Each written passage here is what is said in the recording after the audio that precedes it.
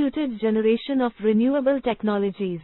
Distributed generation refers to the production of energy at or near the point of consumption, often on a small or medium scale.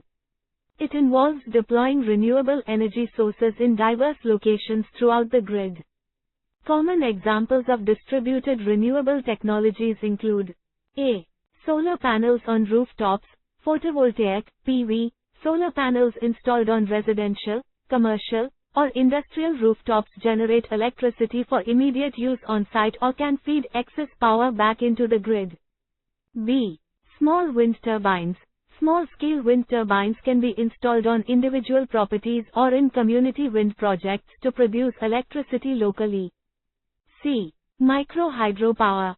Small hydroelectric power systems can be implemented in rivers or streams to generate electricity for nearby communities. D. Biomass energy. Biomass power plants on a smaller scale can use organic waste to produce electricity for localized use. Advantages of distributed generation. Enhanced grid resilience. Distributed generation reduces the vulnerability of the grid to single points of failure and potential blackouts. Reduced transmission losses. Generating power closer to the point of consumption reduces energy losses during long-distance transmission. Increased energy independence. Local generation allows communities and businesses to rely less on centralized power plants and imported energy. Potential for off-grid applications. Distributed generation enables energy access in remote or rural areas without extensive grid infrastructure. Disadvantages of distributed generation. Higher installation costs.